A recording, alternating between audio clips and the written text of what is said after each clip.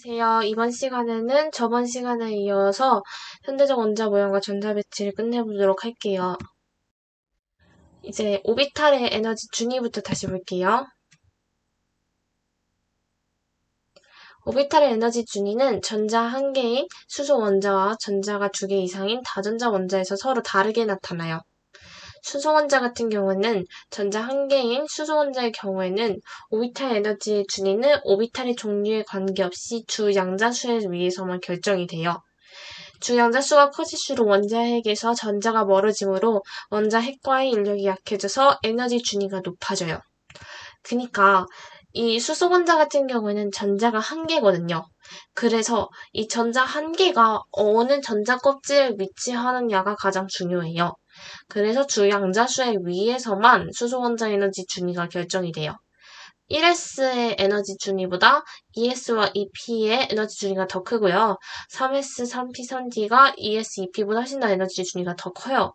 이와 다르게 다전자 원자 같은 경우는 전자가 두 개 이상인 원자의 경우 오비탈의 에너지 준위는 주 양자수뿐만 아니라 오비탈의 종류에 따라서도 달라지게 돼요.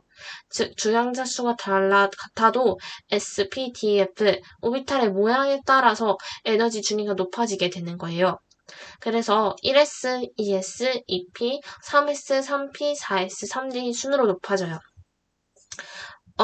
여기서 헷갈리시는 분들이 가끔 있는데 3S, 3P, 3D가 아니라 4S, 3P 같은 경우는 좀 예외적인 경우로 4S가 3D보다 훨씬 더 에너지 준위가 낮게 나타나요. 저희가 이 전자 배치에 대해서 이해하기 위해서 핵심적인 원리를 파악해야 돼요.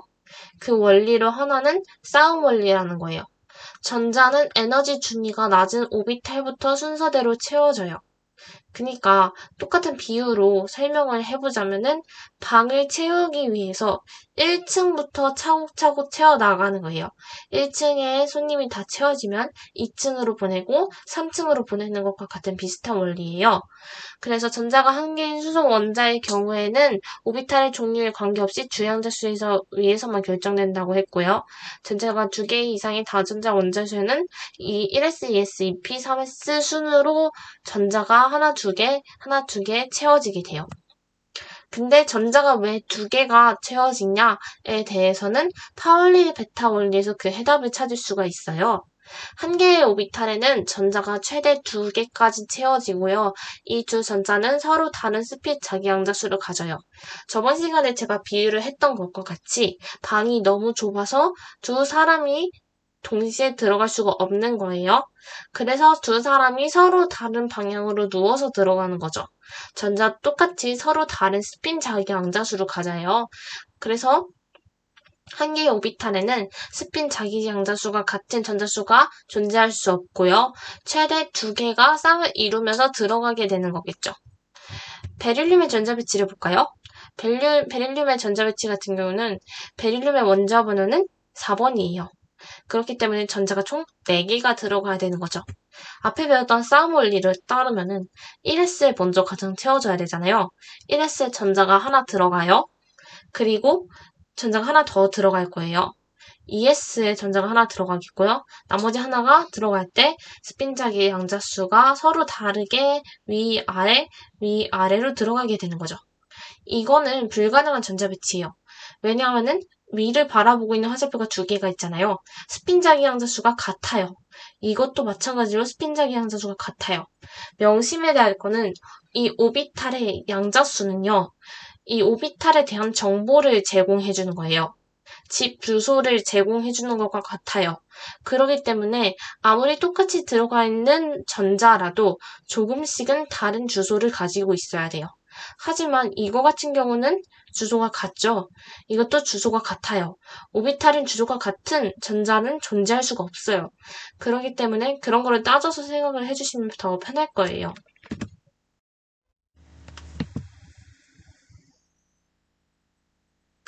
훈트 규칙은 에너지 준위가 같은 오비탈이 여러 개가 있을 때 쌍을 이루지 않는 전자가 최대가 되도록 전자가 배치되는 것을 말해요. p-오비탈처럼 에너지 준위가 같은 오비탈이 여러 개 있을 때 각 오비탈의 전자가 먼저 한 개씩 배치된 후 다음 전자가 쌍을 이루면서 배치됩니다. 전자들이 한 개의 오비탈에 쌍을 이루어 들어가는 것보다 에너지 준위가 같은 여러 개의 오비탈에 한 개씩 들어가는 것이 전자 간의 반발력이 작아서 더 안정하다고 합니다. 탄소를 예시로 들자면 탄소는 전자가 6개가 들어가는 원자 번호가 6인 원자예요. 즉, 전자가 6개 들어가기 때문에 1s 첫 번째 방에 2개, 2s에도 2개씩 들어갈 거예요. 이 P는 방이 3개라고 했잖아요. 그래서 이 방을 3개로 표현을 해줬을 때 여기에 2개가 이렇게 들어가도 되고요. 하나씩 들어가도 될 거예요. 이때 홀전자라는 것은 무슨 말을 말하면 쌍을 이루지 않아야 돼요. 쌍을 이루지 않는 전자가 2개일 때가 최대예요. 탄소 같은 경우는. 그러니까 이렇게 쌍을 이루지 않는 전자가 최대로 있을 때 이 전자는 안정된 배치를 가지게 돼요. 가 같은 경우에는 이 쌍을 이루지 않는 전자가 최대가 아니기 때문에 들뜬 상태, 불안정한 상태라고 보는 거예요.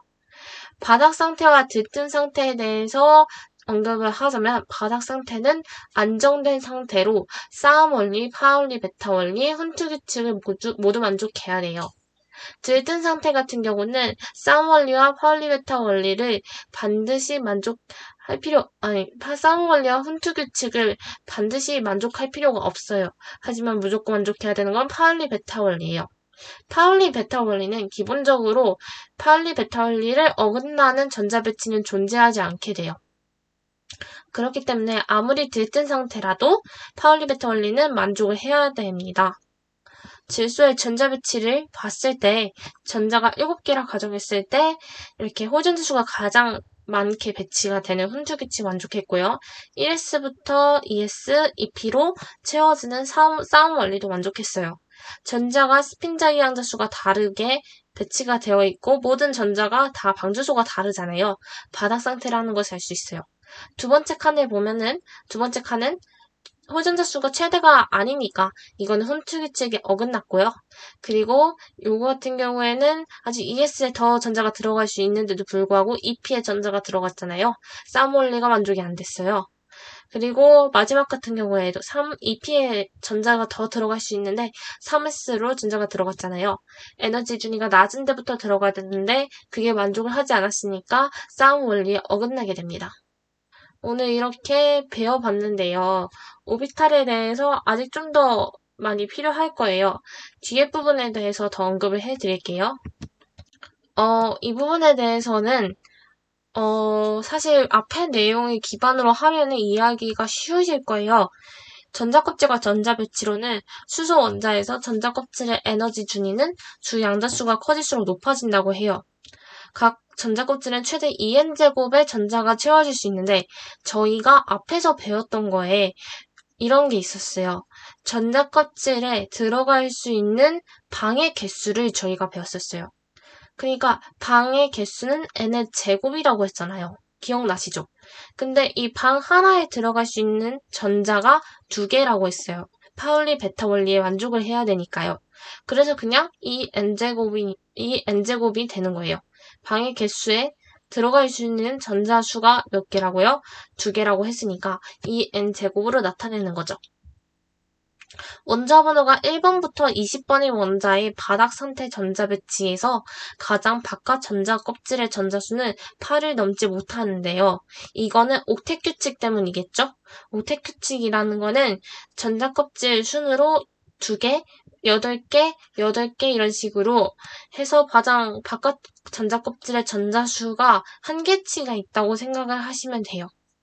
그래서 이러한 원자들의 전자 배치를 편하게 이렇게 나타내요. 오비탈 위에다가 전자수를 이렇게 써주는 거예요. 그러면은 가장 바깥 전자 껍질에 있는 전자수를 알 수가 있고요. 원자과 전자 또한 파악을 할 수 있어요. 원자과 전자는 최외각 전자랑 조금 다른 면이 있는데 원자과 전자는 바닥 상태의 전자 배치에서 화학 결합에 관여하는 가장 바깥 전자 껍질에 있는 전자로 원소의 화학적 성질을 결정해요. 원자과 전자 수가 같은 원소는 화학적 성질이 비슷하게 돼요. 그래서 원자과 전자 수는 주기율표를 보면은 족에 해당이 되는데 족에 해당되는 원소들은 같은 족에 해당되는 원소들은 화학적 성질이 동일하게 돼요. 리튬이랑 나트륨 같은 경우에도 전자 배치는 다르지만 원자과 전자수가 동일하고요. 플루오린과 염소 또한 전자 배치가 다르지만 원자과 전자수가 동일하기 때문에 원자과 전자수가 같은 이 두 개와 이 두 개는 화학적 성질이 비슷하다라는 것을 알 수가 있을 거예요.